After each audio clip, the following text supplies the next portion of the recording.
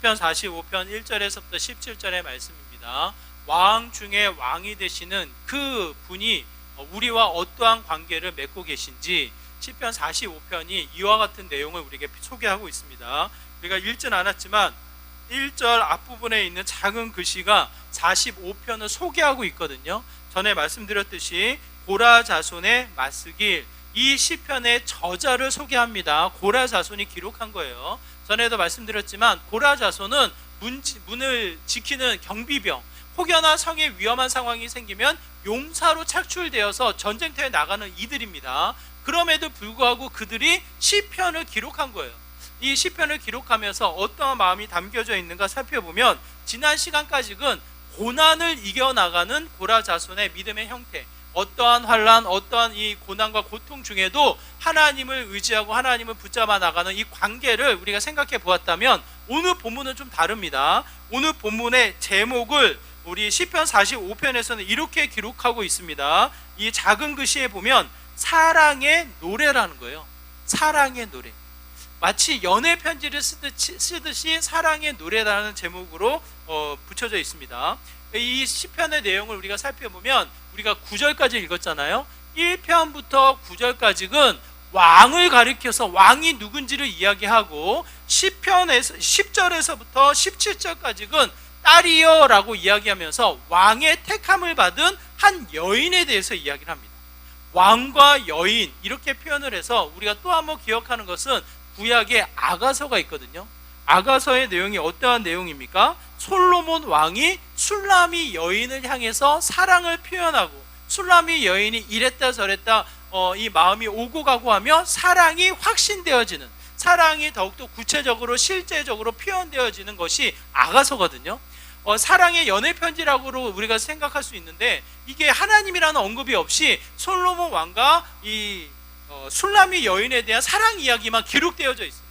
그래서 어떤 저자들은 이 아가서를 성경에 놓는 게 맞냐, 아가서를 빼는 게 맞지 않냐, 뭐 이런 논쟁도 있었거든요. 하지만 66권에 들어가 있는 말씀을 통해서 우리가 또 한번 아가서의 의미를 생각해 봤을 때는 어떤 의미가 있습니까? 신랑 되시는 하나님, 우리를 사랑하시는 왕 중에 왕이 되시는 그 하나님이 우리를 애타게 사랑하시는 거예요.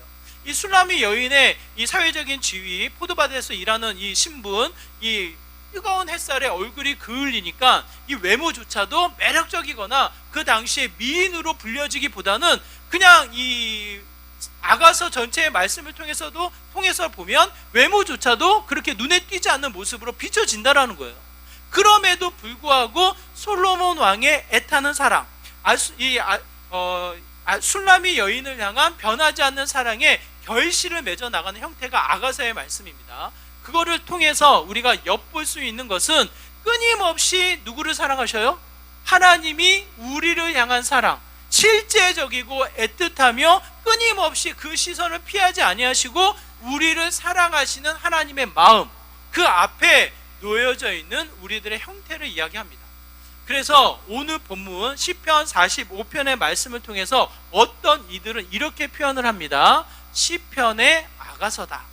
시편의 아가서처럼 왕이 그 여인을 향한 사랑의 마음, 이 여인을 향한 자신의 모습을 든든히 드러내고 있는 거예요. 내가 이런 자다, 그러니 내가 너를 사랑한다, 그러니 너는 이와 같은 은혜를 누려라, 이런 표현이 오늘 본문에 기록되어 있는 시편 45편입니다. 자신을 드러내며 자신의 사랑 안에 더 머물러 있기를 바라는 마음이 짙게 깔려 있는 거예요. 그러면 오늘 본문을 통해서 우리가 살필 수 있는 것은 1절에서부터 9절 왕 되시는 하나님, 그 하나님이 누구를 사랑하셔요? 우리를 사랑하시는 거예요. 우리를 마치 신부로 여기셔서 신랑 되시는 예수 그리스도가 우리를 사랑하시는데 그분이 어떠한 분이신지를 드러내며 나타내며 우리에게 이야기를 하는 거예요. 마치 여러분 한번 생각해 보시죠. 아는 지인이 결혼을 한다고 했을 때 결혼을 하면 어떠한 관심이, 어떠한 궁금증이 가장 먼저 나타납니까? 예를 들어 원준이가 결혼한다고 생각해 보세요. 아직 멀었지만 원준이가 결혼한다고 하면 가장 먼저 드는 생각이 뭐예요? 무슨 생각이 들어요? 누구랑 하는데 누군데 그 자매가 뭐 하는 사람인데, 이게 관심이잖아요. 그만큼 하나님이 우리를 사랑한다고 했을 때 그 사랑의 뜨거움, 사랑의 열정, 이 사랑의 애틋함을 통해서 또 한번 우리가 절실히 깨달아지는 것은 나를 사랑하시는 그분이 누구냐예요. 그분이 누구냐를 우리가 분명히 드러내서 이야기하기를 그분을 찾아 나설 수가 있는데, 오늘 본문을 통해서 몇 가지 우리가 생각해 보려고 합니다. 먼저 2절의 말씀을 우리가 살피기 원하는데요, 우리 2절의 말씀 같이 읽도록 하겠습니다. 함께 있습니다. 시작. 왕은 사람들보다 아름다워 은혜를 입술에 머금니 그러므로 하나님이 왕에게 영원히 복을 주시도다. 뭐라고 기록되어져 있습니까? 이 추상적, 이 서술로, 이 형용사로 표현되어져서 이야기를 하지만 이 시적인 표현을 통해서 왕의 모습을 느끼는 것은 뭐예요? 은혜로운 왕이 된다는 거예요. 한번 생각해 보시죠. 아무리 권위가 있고 아무리 높은 자리에 있다 해도 그 높은 지에 있는 사람이 은혜롭지 않으면 그 밑에 있는 사람인데 어떻게 느끼게 됩니까? 그야말로 위축되어지는 거예요. 끌려가고 쫓겨가고 강압적으로 그 힘에 눌려 살아가는 형태가 되어지는데, 그런 존재가 아니라 나를 사랑하시는 나의 신랑이 되시는 왕 중의 왕의 그 모습이 은혜롭다라는 거예요. 그의 입술이 달콤하게 우리에게 어떻게 됩니까? 한마디 한마디를 던지는데 우리의 마음에 그냥 비수같이 꽂혀가지고 아파하며 쓰린 것이 아니라 뭐예요? 위로하며 사랑을 나누며 은혜롭게 여겨지는 표현들을 하게 된다는 거예요. 그러므로 우리가 또 한번 이 하나님의 일하심, 우리를 찾아오시는 신랑 되시는 예수 그리스도를 생각해 보면 그 모습을 우리가 뭐라고 기억해야 합니까? 은혜로운 하나님을 생각하게 됩니다.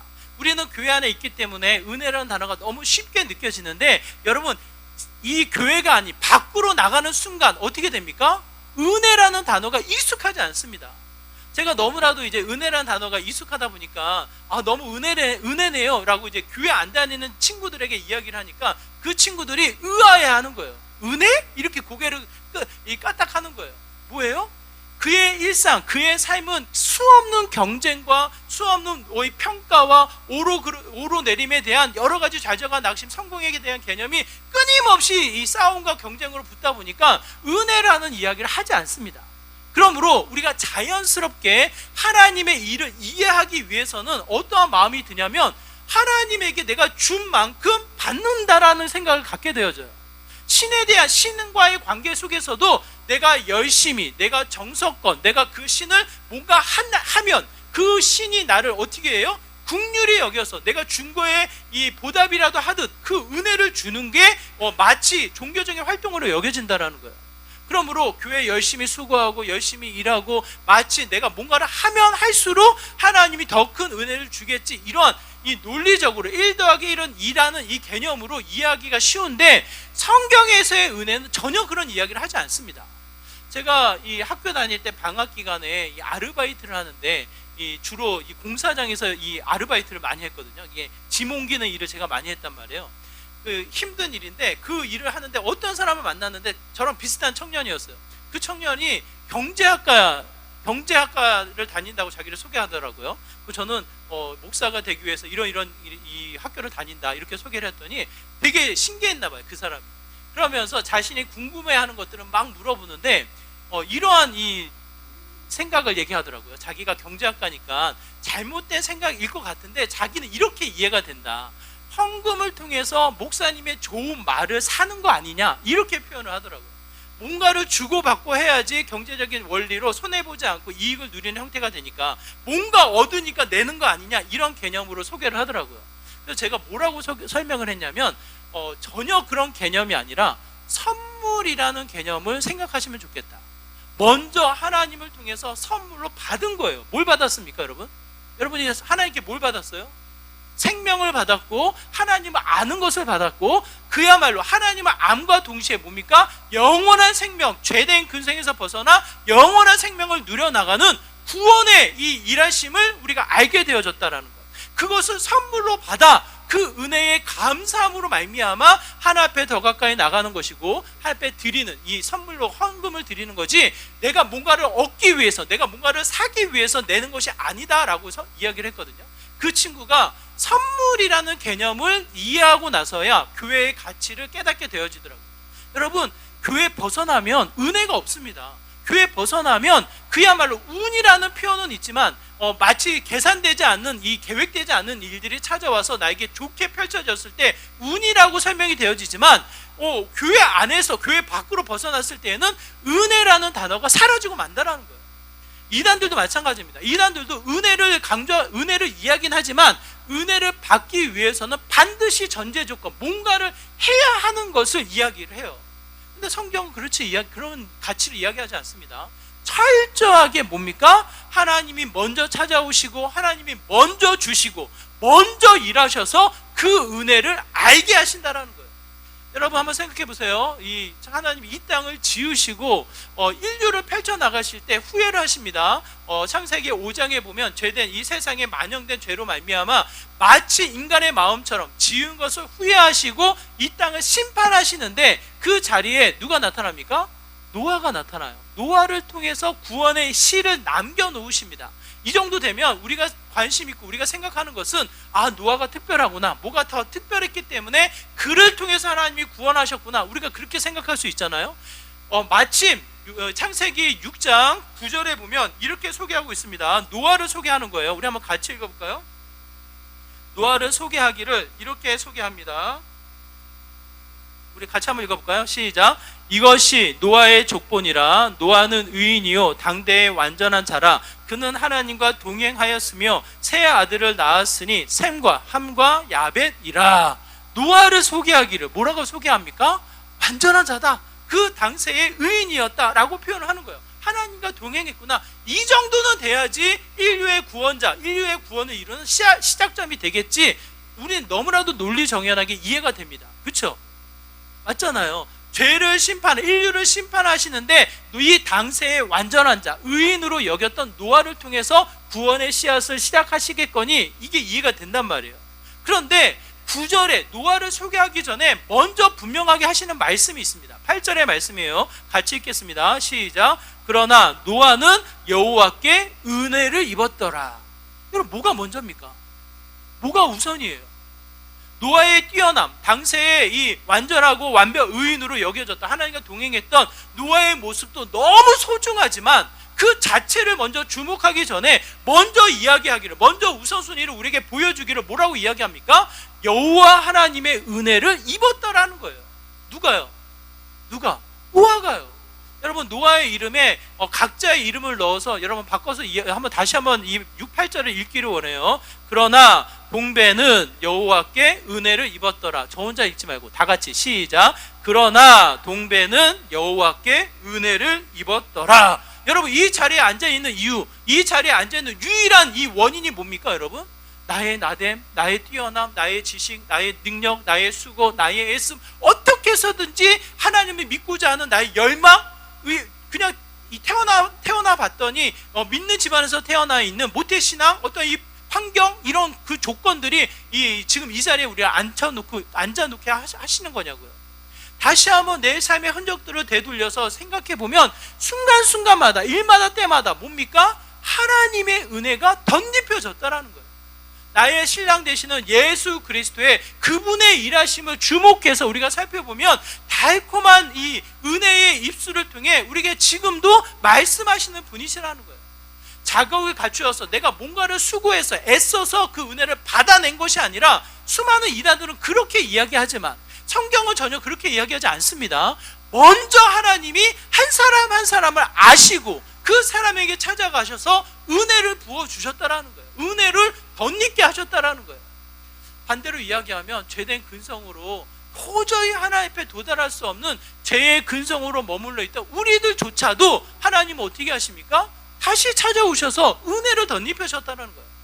성경의 인물 중에 이 바울이 있습니다. 예수님을 믿던 자들을 어떻게 해요? 박해하고 핍박하며, 얼마나 그의 열심히 그게 다랬냐면 대제사장에게 공문을 받아가서 그 다메섹 동산을 넘어가서 이 예수님을 믿는 자들을 잡아오려고, 오히려 그들을 잡아오려고 출발했던 자가 바울이에요. 스데반의 죽음을 통해서 합당히 여겼던 자가 바울입니다. 그 스스로는 그의 지식과 그의 환경과 그의 열심과 그의 이 수고로는 도저히 예수님을 알 수 없음에도 불구하고 그가 마지막 고백한 말은 뭡니까? 고린도전서 15장 9절 10절의 말씀이 이래요. 같이 읽겠습니다. 함께 읽습니다. 시작. 나는 사도 중에 가장 작은 자라. 나는 하나님의 교회를 박해하였으므로 사도라 칭함받기를 감당하지 못할 자니 그러나 내가 나된 것은 하나님의 은혜로 된 것이니 내게 주신 그의 은혜가 헛되지 아니하여 내가 모든 사도보다 더 많이 수고하였으나 내가 한 것이 아니요 오직 나와 함께 하신 하나님의 은혜로다. 뭐라고 이야기합니까? 은혜밖에 없다는 거예요. 지중해를 중심으로 이 전 지역을 돌아다니며 오늘날의 영향력이 사실은 바울의 영향력에서 벗어나지 못한다, 그의 영향력이 크다, 이렇게 말할 정도로 바울의 수고와 애씀이 너무나도 큼에도 불구하고 스스로의 고백은 뭡니까? 자기의 지식, 자신의 뛰어남, 자신의 열정이 아닌, 그럼에도 불구하고 죄된 근성에서 위축되어져 있는 모습도 아닌 뭡니까? 오직 하나님의 은혜밖에 없다는 거예요. 여러분의 신랑 되시는 예수 그리스도는 어떠한 분이십니까?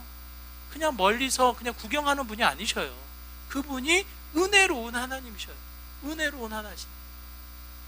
제가 아는 이 지인인데 이제 권사님이시거든요. 정말 많이 배우셨어요. 그 지금 나이로 따지면 아마 80이 넘으셨을 것 같은데, 그럼에도 불구하고 그 연세에 영어를 잘하셔가지고 이제 이 외국 회사를 잘 다니시다가 이제 퇴직하시고 교회에 이제 가르치는 일을, 이제 리더십을 세우는 일을 하셨던 분이거든요. 굉장히 많은 지식과 경험과 이 삶의 바운더리가 굉장히 넓으신 분인데 겸손하시고 교회 안에서는 성경을 가르치는, 성경을 관찰하는 일을 아주 섬세하게 가르치시는데 무섭게 가르치는, 주변 사람들 되게 무서워하거든요.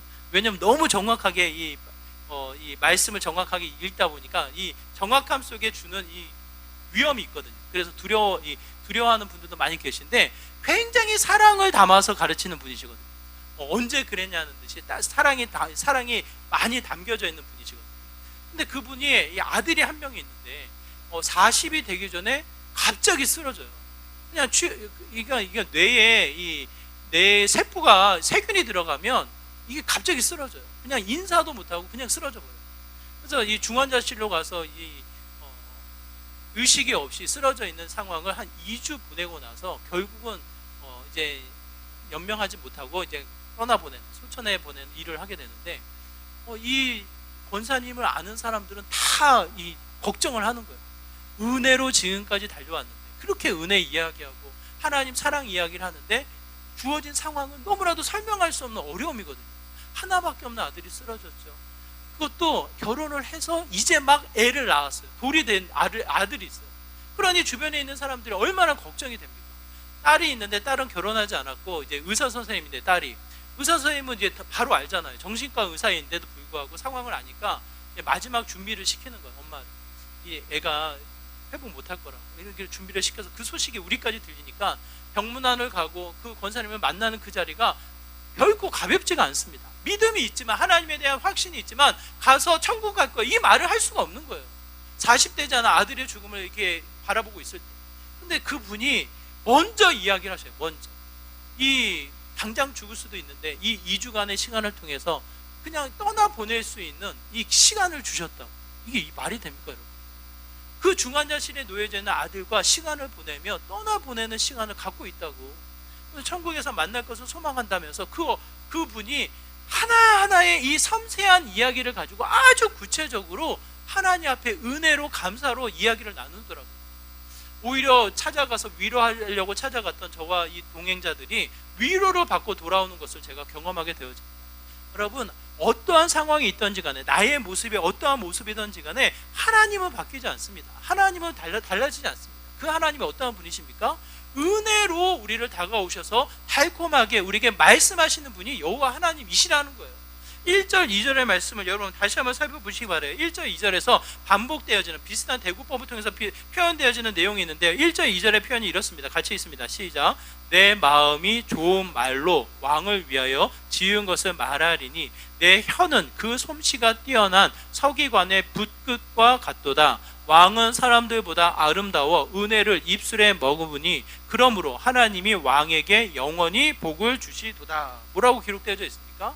은혜가 입과 입술과 말과 혀로 어떻게 돼요? 담아져서 표현되어진다라는 거예요. 여러분, 그렇습니다. 하나님이 숨어 계신 분이 아니십니다. 보이지 않는 분이 아니셔요. 내 일상을 관찰하며 나와 동행하시는 그 하나님을 끊임없이 바라보면 나의 동반자가 되시는, 나의 신랑이 되시는 예수 그리스도를 통해서 무엇이 나타납니까? 내 입술이, 내 입이, 내 말과 혀가 무엇을 담아냅니까? 하나님의 은혜, 하나님의 이야기가 넘쳐나게 된다는 거예요. 여러분, 지난 한 주 동안 어떠한 말들이, 어떠한 혀의 소리가 우리의 입술을 통해서 나타나고 흘러나가게 됩니까? 여러분, 우리는 하나님의 은혜를 입은 자예요. 의심할 수 없이 그 은혜가 끊임없이 흘러나가게 됩니다. 우리 안정환 선수가 자신은 이 월드컵 선수, 이 축구 선수를 하면서 운이 좋게 월드컵을 만났대요. 세상 사람들은 운이라고 표현할지 모르지만 우리 믿는 사람들은 우리가 어떻게 뭐라고 표현합니까? 하나님의 은혜라는 거예요. 우리의 삶이 하나님의 은혜 없이는 이루어지지 않는다라는 거예요. 나의 실력, 나의 수고, 나의 애씀, 세상 사람과 비교했을 때 우리가 얼마나 세상 사람보다 뛰어납니까, 여러분? 그렇지 않아요. 세상 사람들이 얼마나 열심히 자신의 수고와 땀을 흘리며 살아가고 있는데, 왜? 그 사람들은 그거밖에 없기 때문에. 그런데 우리가 그럼에도 불구하고 웃으며, 그럼에도 불구하고 우리의 입술이 하나님을 찬양할 수 있는 이유는 하나님의 은혜가 덧입혀지고 있기 때문에 그런 거예요. 나의 수고, 나의 애씀, 나의 열심을 뛰어넘는 하나님의 은혜가 어떻게 되어집니까? 더 많이, 더 깊게 채워진다라는 거예요.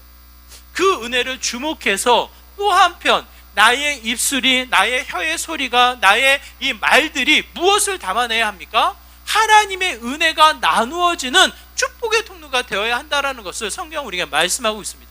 야고보서 3장 9절에서 11절의 말씀인데요, 재밌는 표현이에요. 우리 한번 같이 읽겠습니다. 시작.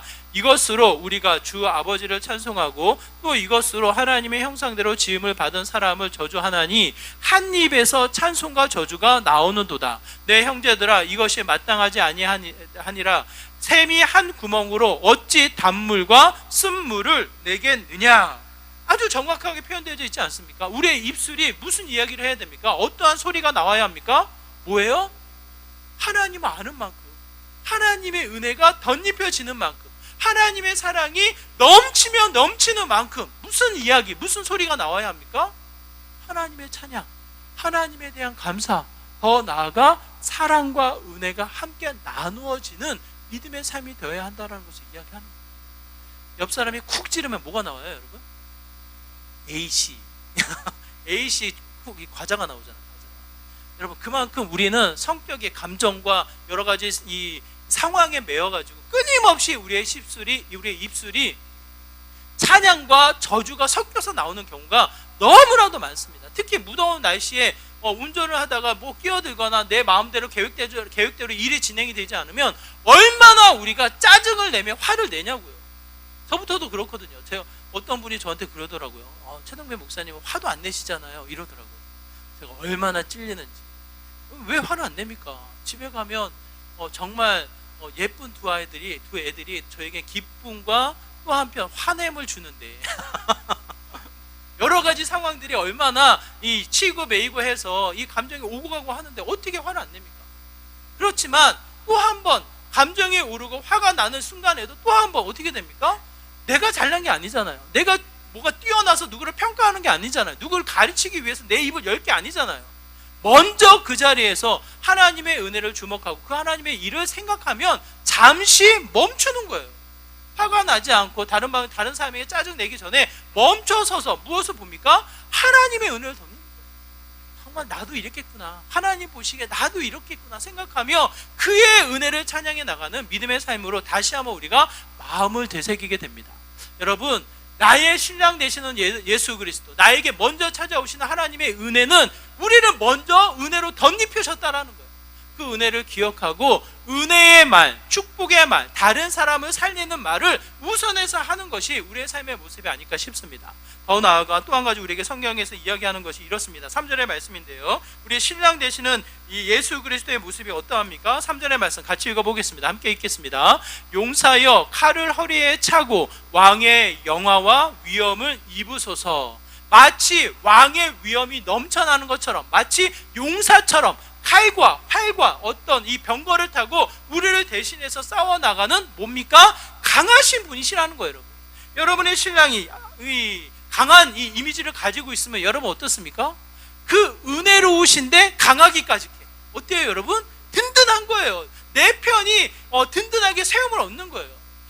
이스라엘 왕 중의 왕으로 우리를 생각했을 때 다윗 왕을 우리가 빼놓을 수가 없는데, 다윗 왕조차도 스스로 고백하기를 이렇게 고백합니다. 시편 18편의 말씀인데, 시편 18편 1절에서 2절의 말씀입니다. 같이 읽겠습니다. 시작. 나의 힘이신 여호와여, 내가 주를 사랑하나이다. 여호와는 나의 반석이시요 나의 요새시요 나를 건지시는 이시요 나의 하나님이시요 내가 그 안에 피할 나의 바위시요 나의 방패시요 나의 구원의 뿌리시요 나의 산성이시로다.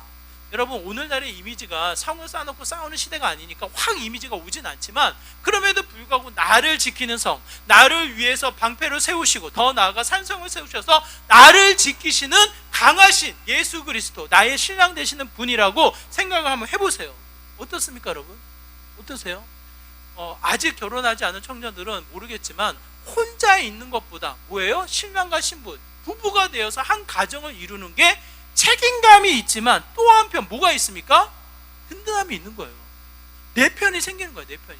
어떠한 상황에서 무슨 일이 생겨도 나를 위해서 대신 싸워주는 내 편이 생겨서 든든한 성을 세워나가는 형태를 갖게 되어집니다. 그것이 곧 기쁨이고 안정을 누리는 평안이 되는 거예요. 여러분, 마치 신랑 되시는 예수님께서 은혜로우심과 함께 더 나아가 강하셔서 우리를 지키시고 돌보시는 여호와 하나님이 되신다라는 것을 말씀하십니다. 제가 러시아 연해주에 이 국제학교를 방문할 일이 있어서 방문을 했거든요. 이게 일을 보고 이제 관광 코스가 있어서 관광을 보는데, 해변가에 성이 쌓여져 있어요. 해변가에 성이 쌓여져 있고, 이 대포가 이 해안가를 향해서 놓여져 있는데, 그야말로 대포 길이와 이 웅장함이 크더라고요. 근데 그 대포도 웅장하지만 대포를 감싸고 있는 성이 더 두껍고 더 그 군사들이 생활할 수 있도록 공간을 만들어 놨어요. 그냥 하나의 이 벽으로 이 나라를 지키기 위해서 벽을 세운 게 아니라 그 안에 군사들이 생활하며 이 포를 다룰 수 있도록 삼중의 벽을 세워서 이 성을 쌓아 놓았더라고요. 이 상단선성의 성이 아닙니다, 여러분. 그 성이 세 겹으로 쌓여져 있다고 한번 생각해 보세요. 해변가에서 일본군이 이제 쳐들어와서 그 대포를 쌓아 올려도 무너지지 않고 나라를 지켜나가는 형태를 취하게 되는 거예요. 그곳에 이 포를 보면서, 제 성벽을 보면서 또 한 번 기억이 나더라고요. 하나님의 산성, 하나님의 성벽이 우리를 이것보다 더 크게, 이것보다 더 두텁게 우리를 지키시고 보호하고 계시겠구나. 그러므로 그 안에 세상의 그 어떤 것을 생각하기 전에, 세상의 그 어떤 것을 의지하기 전에 하나님을 존중하며 하나님을 의지하며 또 한 번 하나님만을 경배하는 삶의 모습이 되어야 하겠구나라는 것을 깨닫게 되어집니다. 오늘 우리가 읽진 않았지만 이 딸이, 이 신부가 되어진 자가 취할 이 모습이 10절을 통해서 이야기되어지는데, 10절의 말씀이 이렇습니다. 우리 10절의 말씀 같이 한번 볼까요? 함께 했습니다. 시작. 딸이여 듣고 보고 귀를 기울일지어다. 내 백성과 내 아버지의 집을 잊어버릴지어다. 11절입니다. 그리하면 왕이 내 아름다움을 사모할지라. 그는 내 주인이시니 너는 그를 경배할지어다. 뭐라고 기록되어져 있습니까? 강하신 여호와 하나님, 나의 신랑 되시는 예수 그리스도의 전능하심을 기억하고 그것을 살펴보고 무엇을 잊어요? 예전의 모든 삶의 환경을 잊어버려라. 물론 평등사회의 이 친정과 시댁을 동등하게 여겨서 우리가 잘 섬겨야 합니다. 그 가치가 중요합니다. 성경에서 오늘 본문의 내용은 무슨 뜻이냐면, 아버지를 붙잡았을 때, 이 신랑 되시는 예수 그리스도를 붙잡았을 때에 예전에 안정된, 예전에 익숙했던 모든 환경을 버리라는 거예요. 끊임없이 우리는 뭐가 남습니까? 미련이 남아서 하나님을 붙잡지만, 주의 전능하심을 알고 예수 그리스도를 붙잡지만 또 한 손으로 무엇을 붙잡으려고 합니까? 세상의 평안, 세상의 성공, 세상의 소유, 세상의 여러 가지 안락을 누리기 위해서, 그것도 붙잡기 위해서 애를 쓴단 말이에요. 근데 여러분, 성경 분명히 이야기합니다. 비교할 것이 없다. 강하신, 전능하신 그가 우리의 편이 되셔서 나의 신랑이 되신다면 그 것들을 붙잡을 일이 뭐가 있냐고요, 여러분. 제가 정말 소박한, 부유하지만 정말 소박하게 사는 가정을 제가 봤거든요. 냉장고를 22년을 썼어요, 여러분. 아무리 좋은 냉장고를, 이게 몰라요, 비싸게 주고 샀다고는 하는데 22년, 제가 신혼 때 샀던 냉장고가 10년 넘으니까 고장이 나더라고요. 삼성 거거든요. 그래서 좀 헷갈린데 22년을 썼다고 하니까 그래도 쓸만하대요. 근데 쓸만해서 새로운 아파트로 이전을 하는데 그걸 가져갈까요? 버릴까요? 한번 생각해보세요. 새로운 아파트 새로 지어서 분양받아서 들어갔는데 22년 쓴 이 냉장고를 어떻게 할까요? 이분이 어떻게 할까요? 정말 아까워하시더라고요. 정 부자예요. 이분 빌딩이 몇 개가 되는 분이에요. 그런데도 불구하고 아까워하시는데 버리시더라고요. 왜 그래? 새로운 아파트 갈 때 버리는 거예요. 22년 쓸만하다고 해도 좀 습관이 검소하게 아껴 쓴다고 해도 새로운 집에는 어울리질 않는 거예요. 그러다 보니까 이 새로운 집에 가다 보니까 정말 다 사더라고. 다 사고 쓸만한 것들은 기부하고 어디 주고 다 처분하고 이사를 가시더라고요. 그래서 제가 그 모습을 보고 새로운 집에는 새로운 물건이 들어가는구나. 새 포도주는 새 술에 담아야 하는구나. 이 말씀이 생각이 나더라고요. 맞습니다, 여러분. 신랑 이 예수 그리스도가 전능하신 그 신랑을 우리가 만나고 그와 함께 우리의 일상을 살아가다 보면 세상의 것이 눈에 들어오지 않습니다. 세상의 가치에 우리가 견눈질하지 않습니다. 왜? 오직 그만을 바라보며 그 안에서 강함을 누리기 때문에, 그 안에서 진정한 평안을 누리기 때문에 그만을 붙잡으려 하지 다른 것에 우리가 견눈질하지 않는다고요. 오늘 본문은 이야기합니다. 전능하신 그가 이 원수의 이 염통을 뚫으면서까지 우리를 지키시고 돌보시며 더 나아가 승리를 우리에게 넉넉히 허락하시는 분이시라는 거예요. 그 분을 기억하고 차라리 세상의 것들을 잊어버리고 오직 그만을 붙잡아 나가도록 성경은 권해서 우리에게 말씀하고 있습니다. 여러분, 내 편이 누가 있습니까? 여러분, 내 편 한번 주위를 생각해 보세요. 내 편, 신랑이 내 편이 될 것 같아요? 아내가 내 편이 될 것 같아요? 여러분, 그럴 것 같죠? 안 그래요. 가장 상처를 주고 또 한편 가장 나에게 낙심을 주는 게 또 가장 가까이 있는 사람들이에요. 자녀들 끊임없이 줘야 되지 그 자녀들에게서 뭔가 받으려고 했다? 결국은 낙심과 실망밖에 없습니다. 지금은 그냥 잘 살고 손 내밀지만 않는 것만으로도 효도하는 거라고 이야기하잖아요. 그만큼 세상이 척박하니까 이 세상이 살기가 어려우니까 포기하며 살아가는 게 우리 자녀들인데 자녀들에게 무엇을 기대하며 우리가 살아갈 수 있겠냐고요. 내 편 가장 절실한 그 순간에 오히려 실망과 좌절과 낙심으로 찾아오는 게 가까운 사람들이에요. 그러므로 또 한편 나의 도움이요 나를 지키며 나에게 유일한 산성이고 내 성벽이 되어주시는 분이 누군가 생각해보면 예수 그리스도 신랑 되시는 그분밖에 없다는 것을 이야기합니다. 그분은 절대로 떠나지 않으십니다.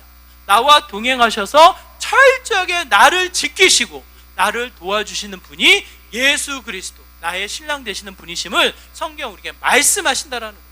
그분을 통해서 또 한번 건강하게 우리의 일상을 세워나가는 믿음의 모습이 되어야 하겠습니다. 마지막 우리가 살필 수 있는 것은 또 하나의 모습인데요. 4절의 말씀에도 동일하게 나와져 있는데 4절의 상반부에 보면 그의 병거, 그의 위엄을 무엇을 위해서 쓴다고 기록되어져 있습니까? 4절에 보니까 왕은 진리와 온유와 공의를 위하여.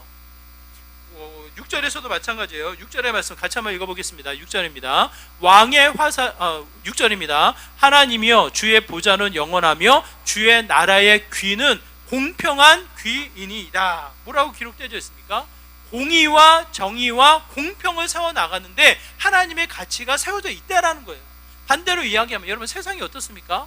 온갖 음모와 더 나아가 속임수, 거짓이 지혜가 되어서 자신의 이익을 챙겨 나가는데 어떻게 해요? 우선순위로 나타나 있는 게 시대의 흐름이에요, 여러분.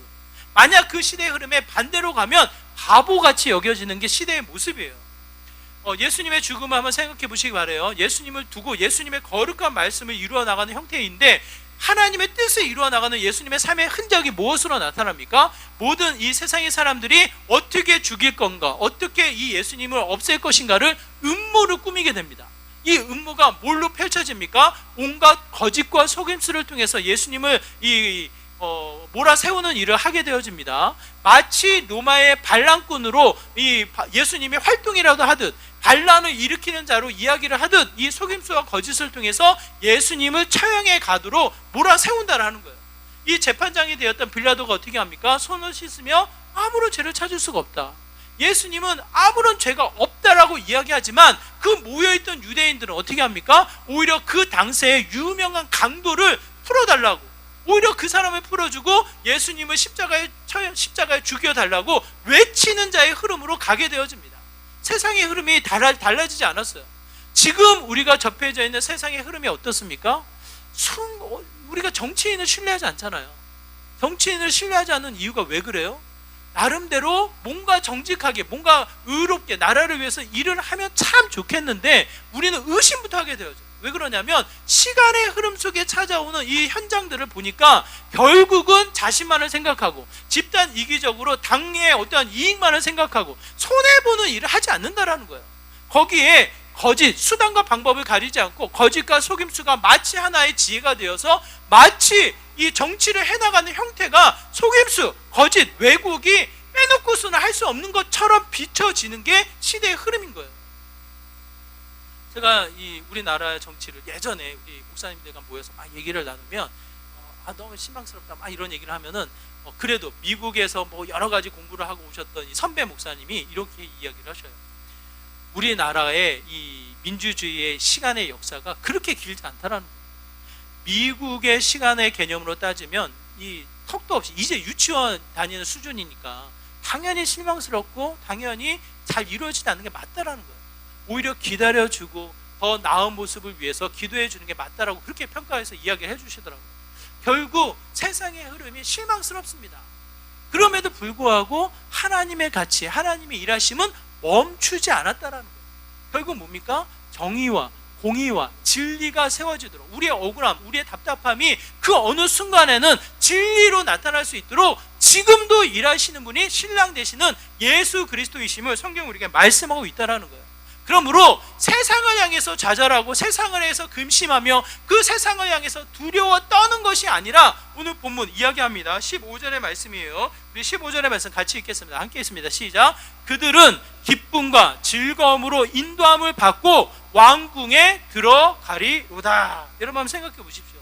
공의와 정의로 일하시는 그분이 강하시고 은혜롭게 우리를 찾아오셔서 함께 발을 맞춰 가신다면 우리는 어떻습니까, 여러분? 그분을 믿는 거예요. 그분을 신뢰하는 거예요. 그분 때문에 참된 평안과 기쁨과 즐거움을 누리는 믿음의 형태가 됩니다. 세상을 의지하는 게 아니에요. 지금 정치인들을 우리가 신뢰하는 게 아니에요. 시대의 흐름을 우리가 긍정적으로, 무조건 긍정적으로 생각하자 아니에요. 뭡니까? 하나님이 살아계시다는 거예요. 지금도 예수님이 일하신다라는 거예요. 어떻게 해요? 반드시 공의와 정의가 세워질 수 있도록 다시 장차 오실 예수 그리스도를 통해서 진리가 선포되어져 우리의 억울함이 풀어지고 또 한 번 기쁨과 즐거움의 자리가 잔치로 벌려질 수 있도록 하나님은 지금도 일하신다는 것을 이야기합니다. 그러므로 여러분, 우리의 시선을 세상으로, 수많은 이 세상의 거리로 우리의 시선을 빼앗길 것이 아니라 또 한 번 어디를 향해야 합니까? 신랑 되시는 예수 그리스도, 이 땅에 임하셔서 지금도 일하시는 그 하나님, 내 편이 되어주시는 그 하나님만을 주목해 나가야 한다는 거예요. 그분이 어떠한 분이십니까? 은혜로우신 분. 끊임없이 입을 열어 달콤하게 위로하며 격려하며 아름다운 표현으로 우리에게 힘을 주시는 분이 이 신랑 되시는 예수 그리스도시고, 그의 능함이, 그의 강함이 또한 우리를 보호하셔서 무엇을 이룹니까? 정의와 공의를 세워나가시는 분명한 분이심을 오늘 본문을 말씀하고 계시다는 거예요. 여러분, 한 주를 돌아보실 때 무엇이 우리를 낙심하게 되고 무엇이 우리에게 답답함을 줍니까? 여러분, 정말 환경이 너무 무덥잖아요. 여러분, 8월달 한여름 날씨가 지금 7월 초반부터 우리에게 주어지잖아요. 정말 환경이 주는 두려움, 이 시대가 어떻게 갈 것인가 하는 이 걱정에 앞서게 됩니다. 그럼에도 불구하고 또 한 번 시대의 흐름이 분주하게 쫓겨 살아가는 우리 아이들, 이제 막 방학해야 하는데 방학하는 순간 또 학원 가야 되고, 학원 가서 이제 미래를 준비하기 위해서 또 이 무더운 날씨를 뛰쳐가야 되는 여러 가지 상황들 생각하면 정말 마음이 점여와요. 우리 교회는 좀 덜하지만 이 서울에 있는 교회들은 어떠한 싸움이냐면 수련회를 보낼 것이냐 학원을 보낼 것이냐. 이 방학이 짧아져가지고 2주 3주밖에 방학을 안 하는데 그 짧은 시간에 이 선행 학습을 집중해서 해야 되거든요. 그러다 보니까 이틀 3일 빼가지고 이 수련회 가라고 말을 못해요. 여러분, 이 부모들을 붙잡고 이 사역자들이 사정사정을 합니다. 정 아니면 저녁 집회만이라도 보내달라고 사정사정을 해서 타협해서 아이들을 데려가려고 애를 씁니다. 그게 지금 우리가 살아가는 시대의 흐름이에요. 거기에 무엇이 우리 아이들에게 편이 될 수가 있겠습니까? 무엇이 지혜이고 무엇이 힘이 될 수 있겠냐고. 또 한번 은혜를 덧입어 그의 강하심을 경험하고 공의와 정의를 세워나가기 위해서 소중한 가치를 깨우는 저와 여러분의 삶의 모습이 되어야 하지 않을까 싶습니다. 여러분, 그냥 세상의 들러리로 구경꾼으로 머무지 마시고 신랑 되시는 예수 그리스도 옆에 서 있는 신부로서 하나님의 영광을 함께 누리는 믿음의 귀한 삶이 되기를 다시 한번 부탁을 드립니다.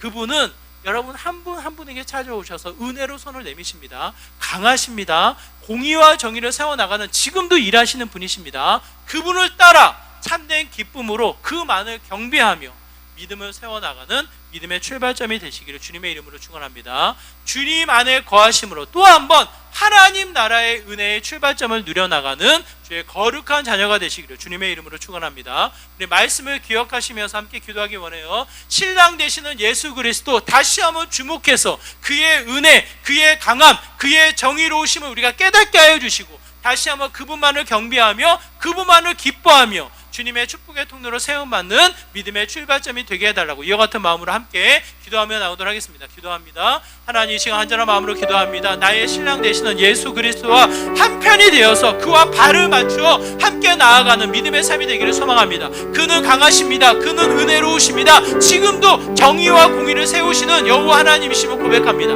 우리의 일상이 때로는 좌절이요 낙심이요 실망이요 때로는 이 피하고 싶어하는 두려운 상황이 우리에게 직면되어지지만 그 모든 자리에 예수 그리스도의 은혜가 임하여 나가기를 소망합니다. 강하신 하나님이 일하셔서 하나님의 일하심 정의와 공의가 세워지는 믿음의 현장이 되기를 간절히 소망합니다.